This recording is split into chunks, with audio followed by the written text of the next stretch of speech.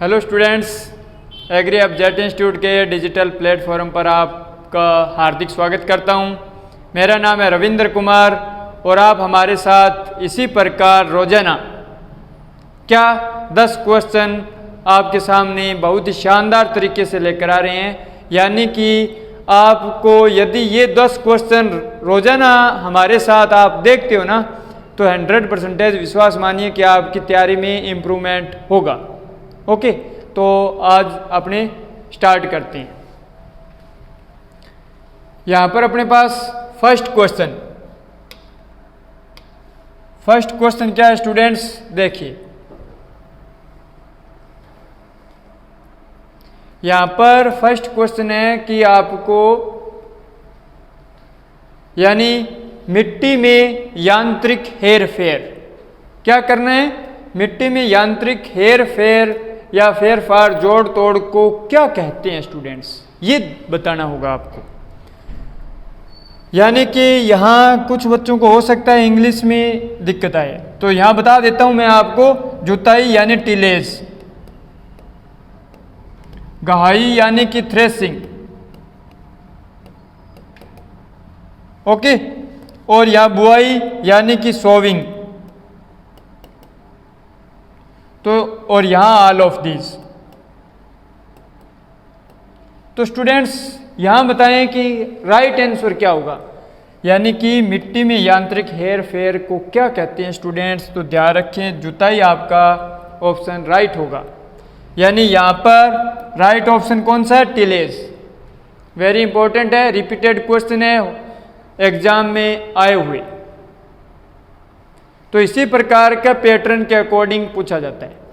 यानी यहां पर अपने पास नेक्स्ट कौन सा क्वेश्चन है, तो ध्यान से पढ़ें, क्योंकि मैंने आपको बताया होगा कि जो इंस्टीट्यूट है ना, उनमें से हर एग्जाम में 1 या 2 क्वेश्चन दिए जाते हैं। तो आपको ये इंस्टीट्यूट बताना है कि कहाँ स्थित है। यानी कि विपणन एंड निरीक्षण निदेशालय का मुख्य कार्यालय स्थित है, ये आपको बताना है। यानी यदि इंग्लिश में दिया जाए तो directorate of inspection and marketing, directorate of marketing and inspection, ये होगा DMI, directorate of marketing and inspection कहाँ स्थित है स्टूडेंट्स, वेरी वेरी इंपॉर्टेंट है बताना।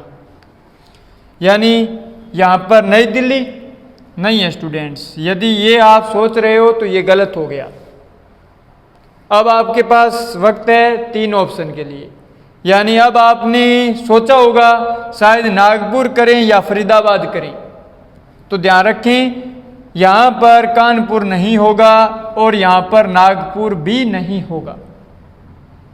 तो आपको ध्यान हो गया कि कहाँ होगा, यहाँ पर फरीदाबाद। कहाँ स्थित है स्टूडेंट्स, फरीदाबाद। और यहाँ ये बहुत ही शानदार इंस्टीट्यूट है। यानी अब आपने क्या देख लिया, इमेज, तो अब आप भूलोगे नहीं।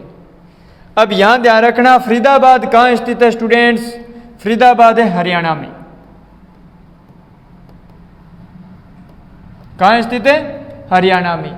अब यहाँ इसका ध्यान रखना कि स्थापना इस्टेब्लिश्ड कब हुआ, तो 1946, वेरी इंपॉर्टेंट है। अब यहां नागपुर से मैं आपको रिलेटेड करवा देता हूं कि आपने अभी तक क्या पढ़ चुके हैं, नेशनल रिसर्च सेंटर फॉर किसका, सिट्रस का पढ़ चुके हो, हाँ सर। अब और क्या, और नागपुर में ध्यान रखना वेरी इंपॉर्टेंट, एग मारक। अब एग मारक कहाँ स्थित है, नागपुर में। और एग मारक का संबंध किससे है, गुणवत्ता से।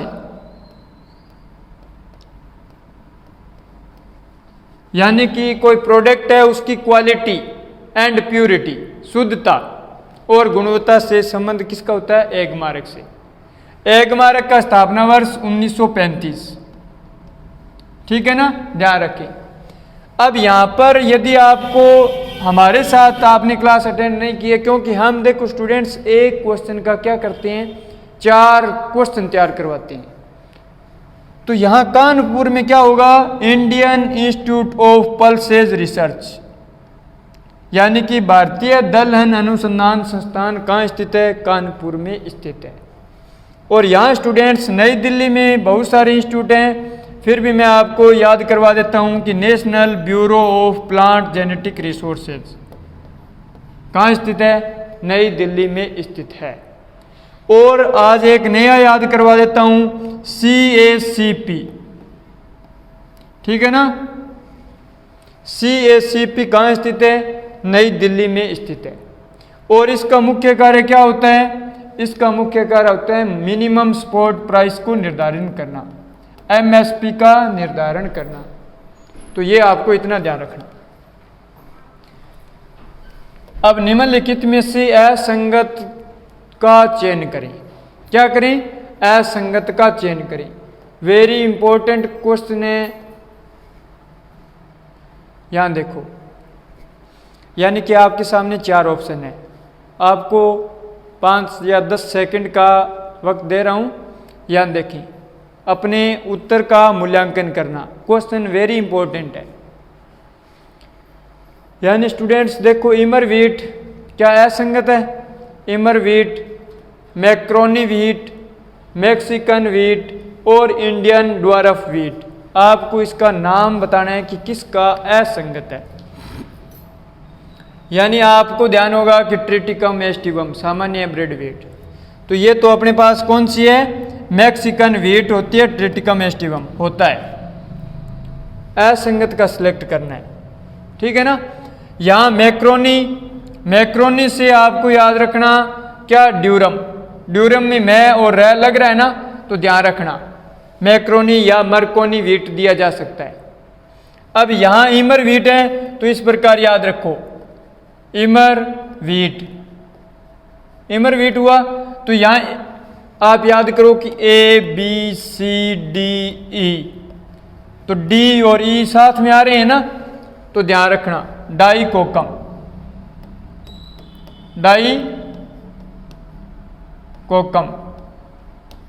तो ये क्या है, ये भी सही है। यानी आपको यहाँ पर ये राइट है, तो ये आपका क्या है, असंगत होगा। ये क्या होगा, गलत होगा। जब 3 आपको कॉन्फिडेंस से आ रहे हैं ना, तो मानकर चलें 4 नंबर राइट होगा आपका 100%। अब बात करें, यदि आपको एग्जाम में 2 क्वेश्चन कॉन्फिडेंस के हैं तो आप रिस्क लें, है जरूर। तो यहां अपने पास राइट आंसर हो गया। यानी इंडियन द्वारा व्हीट का यहां वल्गेर नहीं होगा स्टूडेंट्स, यहां क्या होगा, स्फेरिकोकम।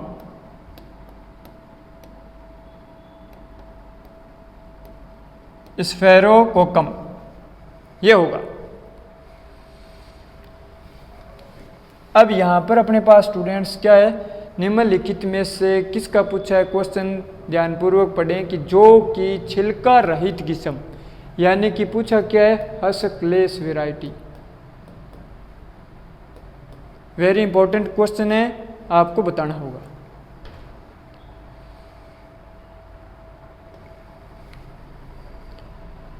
यानी कि करंट 3 नहीं है। एक बार क्वेश्चन इस प्रकार आया था कि करंट 3 वैरायटी किसकी है, तो आपको ध्यान हो गया जो की। अब ध्यान लग गया, हाँ सर लग गया। यानी ज्योति नहीं है। तो यहां अब इनमें दोनों में करें तो ध्यान रखें स्टूडेंट्स, राजकिरण क्या है, निमेटोड रेजिस्टेंट, सूत्रकृमि प्रतिरोधी।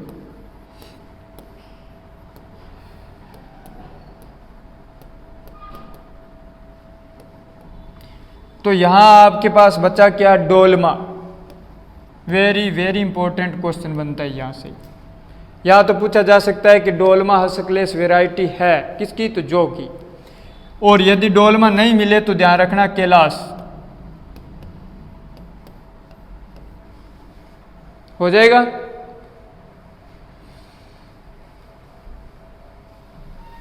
अब यहां यह भी इंपॉर्टेंट क्वेश्चन है सर, सभी इंपॉर्टेंट है, हाँ सभी इंपॉर्टेंट है, क्योंकि एग्जाम का दबाव ऐसा होता है कई बार सिंपल क्वेश्चन गलत हो जाते हैं। पूछा वैसा कि एक उन्नत किस्म किसकी है, ये बताएं। चलो स्टूडेंट्स यहाँ देखो आप, यानी कि यहाँ ये मोठ की है, नहीं है, ये मोठ की नहीं है। मोठ की फेमस वैरायटी स्टूडेंट्स ध्यान रखना, जड़िया ज्वाला। मैं आपको फेमस की बात कर रहा हूँ, जड़िया व ज्वाला। मूंग के लिए आ जाए तो आपको क्या रखना है, ये मूंग की है। पूसा वैसाखी वैशाखी व आपको याद रखना के 851 वेरी फेमस वैरायटी है। या गंगा 8 जिसको क्या कहते हैं, गंगोत्री, इंपॉर्टेंट वैरायटी है। फिर बात आए चौड़ा की, तो चौड़ा में इंपॉर्टेंट को दर्जा दिया जाता है। तो पूसा क्या, फाल्गुनी, पूसा बरसाती, पूसा कोमल, ये आपको याद रखना।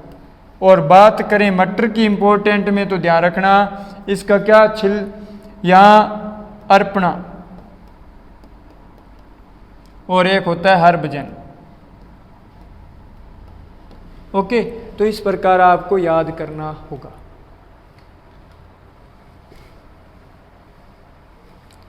अब स्टूडेंट्स बात करते हैं कि बेर का संबंध किस कुल से है।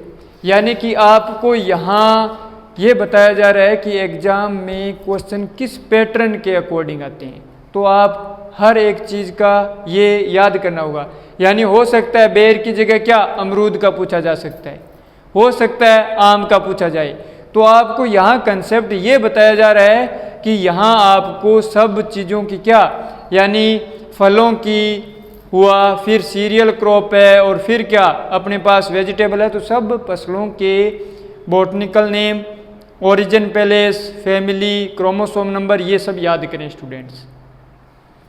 यानी यहाँ देखो बेर का संबंध किस कुल से है, तो ये आपसे पूछा है। यानी एनाकार्डियेसी से नहीं है, एनाकार्डियेसी से स्टूडेंट्स किसका होता है, ध्यान रखें, आम का हो जाएगा। ठीक है, आम का होता है, काजू का होता है। अब यहाँ मिर्टेसी से, तो मिर्टेसी से अमरूद का, अमरूद लग गया ना, तो मिर्टेसी मैं आ गया। ठीक है, और अमरूद का एक और बता देता हूँ जहाँ से बच्चे कंफ्यूज होते हैं, अर्का मृदुला, अर्का मृदुला। अर्का मृदुला किसकी है, ए और मैं लग रहा है ना, तो अर्का मृदुला हो गया। और डायरेक्ट यदि पूछा जाए मृदुला किसकी है, तो ध्यान रखना स्टूडेंट्स, अनार की। अब बात करते हैं यूफोर्बिएसी से। यूफोर्बिएसी में कौन कौन, आंवला, रतनजोत, ठीक है, तो ये आते हैं। और रहमनेस से बच गया, तो रहमनेस से में क्या आता है, बेर आता है, और वेरी इंपॉर्टेंट हो जाता है। ओके, तो यहां पर स्टूडेंट्स अपना राइट आंसर क्या है, रहमनेसी। अब बात करते हैं नेक्स्ट, यानी कि जेली के लिए पेक्टिन उत्तरदायी है। क्या उत्तरदायी है स्टूडेंट्स, पेक्टिन। कितनी मात्रा होनी चाहिए, 0.5 से 0.6 होती है ना अम्लता। तो यानी यहां तो पेक्टिन का मापन किसके द्वारा किया जाता है, ये बताएं आप स्टूडेंट्स, क्योंकि एग्जाम में सिंपल क्वेश्चन गलत कर देते हैं कई बार बच्चे अधिक तैयारी वाले। तो मैं आपकी तैयारी पर शक नहीं कर रहा हूं, आप बस जुनून बनाए रखें, सफलता मिलेगी। तो यहां देखो स्टूडेंट्स, अब आप कंफ्यूज हो रहे हैं, इनमें तो होंगे ही नहीं हुए, ठीक है सर। अब जेलीमीटर करें, जेलीमीटर करें, जेलीमीटर करें या जेलीमीटर करें। स्टूडेंट्स ध्यान रखना, जेली के लिए कंफ्यूज किया जाता है जेली देकर, जेलीमीटर है ही नहीं, तो होगा क्या, जेलमीटर। तो यहां पर अपने पास ध्यान रखना सोलोमीटर से क्या, यानी कि सोलोमीटर से नापा जाता है नमक की सांद्रता, यानी कि घोल में नमक का प्रतिशत। अब यहाँ पर रिफ्रैक्टोमीटर किससे, TSS मापने में, यानी कि किस में मापा जाता है, ब्रिक्स, ध्यान रखना।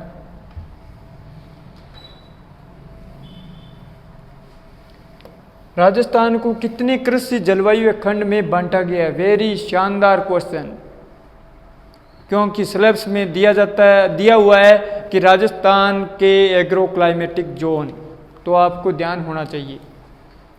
राजस्थान को कितने कृषि जलवायु खंड में बांटा गया है? तो ये आपके सामने है ऑप्शन, यानी कि यहाँ ध्यान रखो, भारत को कितने में बांटा गया है, 15 में, और राजस्थान को कितने में बांटा गया स्टूडेंट्स, 10 में। ये आप याद रखें। तो इसका राइट आंसर कितना है, 10। यहाँ स्टूडेंट्स क्या है, एग्री हब, ये क्वालिटी के मामले में समझौता नहीं कर रहा है। और ध्यान रखें, यहाँ हमारे ऑफलाइन बेंच स्टार्ट हैं। आलू का पछेती अंगमारी या लेट ब्लाइट, लेट ब्लाइट होता है, किसके कारण होता है स्टूडेंट्स? यहाँ सिंपल क्वेश्चन पूछा गया है, क्योंकि आपका लेवल यदि हमारे साथ तैयारी करे हो तो बढ़ाएंगे जरूर इम्प्रूवमेंट, क्योंकि हम 0 से हीरो बनाने की कोशिश कर रहे हैं। यानी आलू का पछेती अंगमारी रोग किसके कारण होता है? कवक जनित है, जीवाणु जनित है, विषाणु जनित है या माइट द्वारा? तो यहाँ स्टूडेंट्स ध्यान रखें, क्या ये है कवक जनित, यानी कि फंगस। ओके, अब कौन सा कवक था ये आपको जरूर बताना है, यानी कि late blight of potato, phytophthora infestans.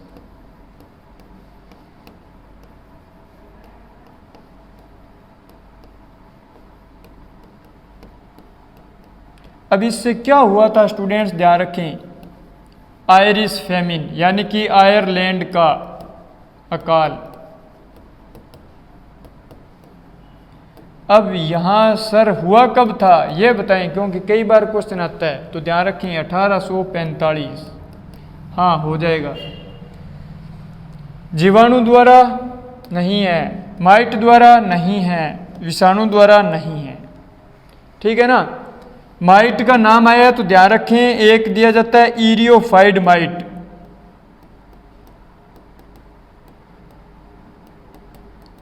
ठीक है ना। ये क्या करता है, ये वेक्टर है किसका, यहां पर स्टेरिलिटी मोजेक इन तुर, स्टेरिलिटी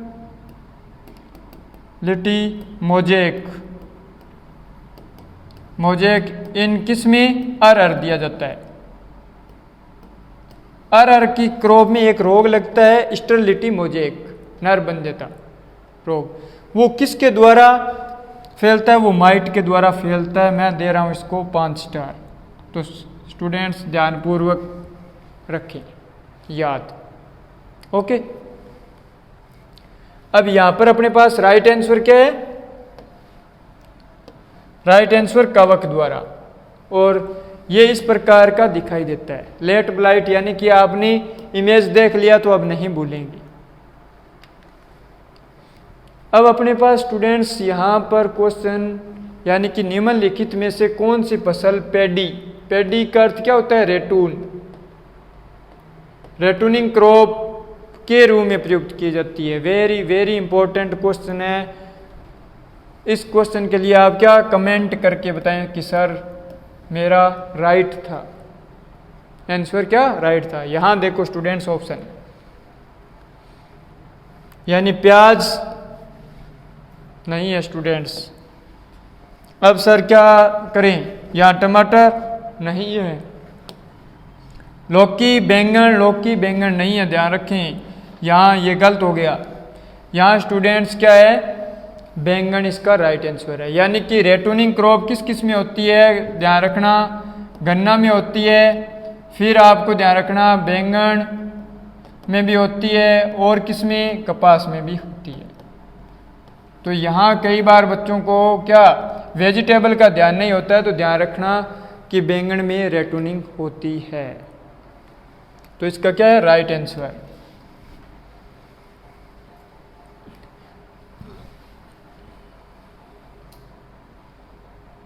अब यहां पर स्टूडेंट्स क्या जिप्सम में कैल्शियम प्रतिशत पाया जाता है, कितना मैंने बताया हुआ है, कैल्शियम कितना होगा, और इसमें दूसरा क्या होगा सल्फर। सर ये कैसे हुआ, तो इसका सूत्र देखो, जिप्सम का सूत्र क्या होता है CaSO4 2H2O। हाँ सर यही होता है। तो आप ध्यान रखें कैल्शियम 29.2 होता है, तो अब इसके अकॉर्डिंग क्या हुआ, हाँ सर अब तो हमारे को पता लग गया 29। अब यहाँ पर सल्फर कितना होता है 18 से लगभग 21% तक होता है, वैसे एग्जैक्ट 18.6 है। यहाँ पर देखो सर, हाँ यहाँ सल्फर 18 हो जाएगा, तो 21 और 24 सर हमारा पड़ा हुआ है कि एक कंटेंट भाई एलिमेंट है उसमें कितना, यानी आपने यहाँ पर 24 अमोनियम सल्फेट आपने नाम देखा होगा, सुना है अमोनियम सल्फेट।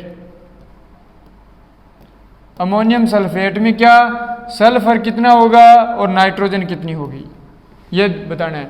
नाइट्रोजन स्टूडेंट्स होती है 20.6, यानी कि हुआ क्या 21%। सल्फर कितना होता है, सल्फर होता है स्टूडेंट्स 24%, तो हुआ क्या ये हो गया। तो अब आपको आज याद हो गया कि कैल्शियम जिप्सम में कितना पाया जाता है 29%, फिर यहाँ पर सल्फर कितना पाया जाता है 18.6%, अमोनियम सल्फेट में नाइट्रोजन की मात्रा 21% और अमोनियम सल्फेट में सल्फर की मात्रा 24%। Very important.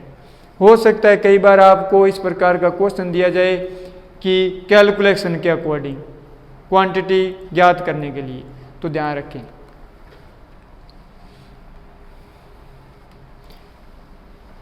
अब यहाँ पर ये सिंपल क्वेश्चन है और शानदार, उम्मीद करता हूँ कि सब बच्चों का क्या सही होना चाहिए, बस जल्दबाजी नहीं करनी है।